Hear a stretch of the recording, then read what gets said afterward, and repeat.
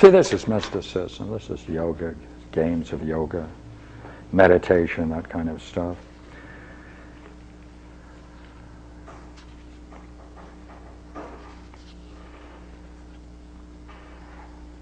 Now he's going to take an interesting jump here, and it's on this point with wisdom. Right?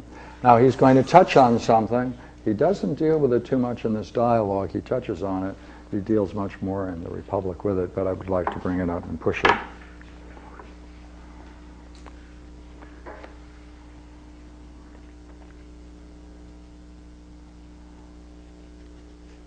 Now he's talking about the virtues, and he says, "My dear Simmias, I suspect this is not the right way to purchase virtue by exchanging pleasures for pleasures and pains for pains and fear for fear, greater for less as if they were coins.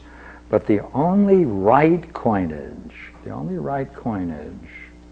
for which all these things must be exchanged, and by means of, and with which all these things are bought and sold, is wisdom."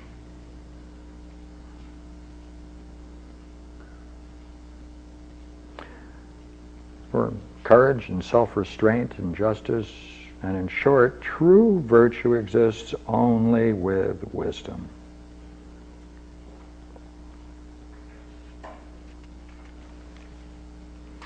I'm skipping a little bit. But truth is in fact a purification from all these things. And self-restraint and justice and courage and wisdom itself are a kind of purification. It's a purification. That's what wisdom is. It's purification. Curious notion. And I fancy that those men who established the mysteries were not unenlightened, but in reality had a hidden meaning when they said long ago that whoever goes uninitiated and unsanctified to the other world will lie in the mire. But he who arrives there initiated and purified will dwell with the gods. For as they say in the mysteries, the virus bearers are many, but the mystics few. And these mystics are, I believe, those who have been true philosophers.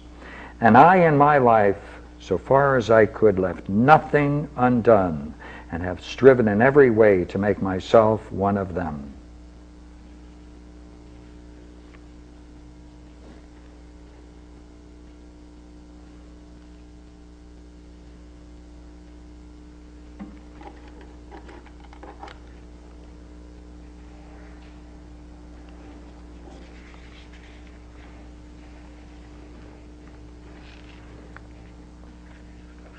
Well, now we want to go back. All right. So wisdom is a purification. Wisdom is a purification. He calls himself a mystic. He said he's left nothing undone in his efforts to try to become them and to match them, and that's what a true philosopher is.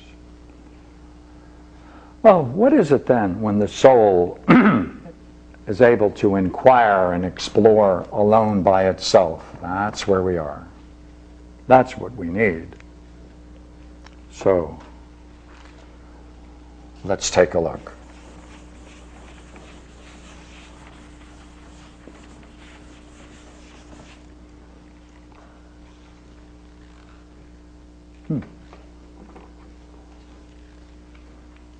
I'm at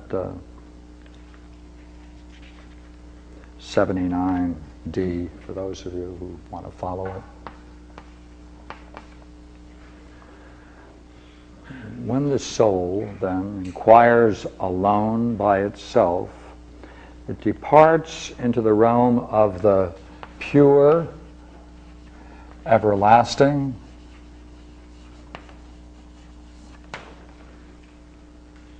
the immortal and the changeless,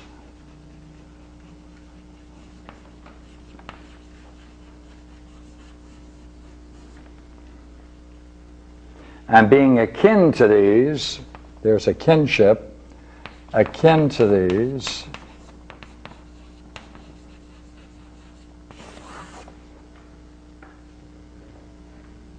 it dwells always with them whenever it is by itself and is not hindered, and it has rest from its wanderings and remains always the same, then it remains always the same,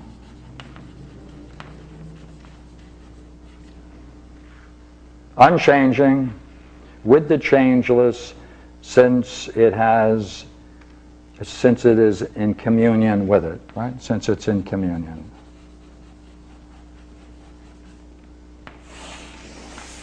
Therefore, it's participating in it. This state of the soul, because it's a state of the soul, when separated from the soul from the body, that's wisdom. That's wisdom.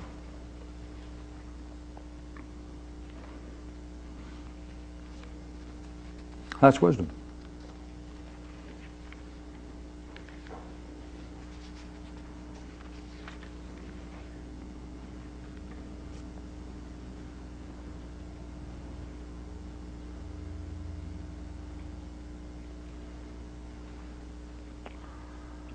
Now I'm jumping now to 81. This is 79. This is 81. 81A.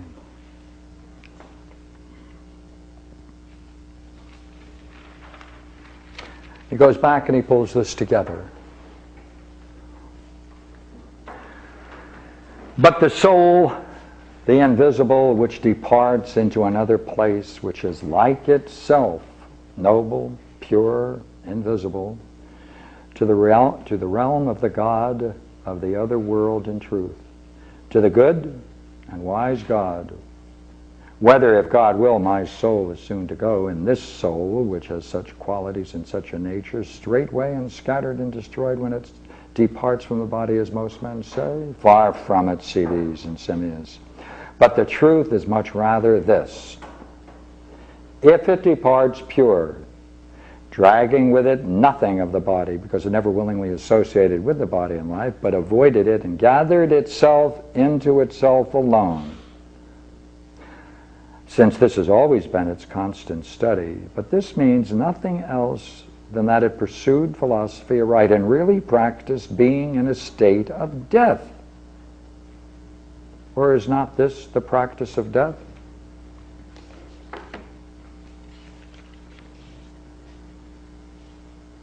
Well, then, if it's in such a condition, right, it goes away into that which is like itself, into the invisible, divine, immortal, and wise. And when it arrives there, it is happy and freed from the error and folly and fear and the fierce loves of all the other human ills, and lives in truth through all, right, through all after time with the gods. Then, if it is in such a condition, it goes away into that which is like itself, into the invisible, divine, and immortal.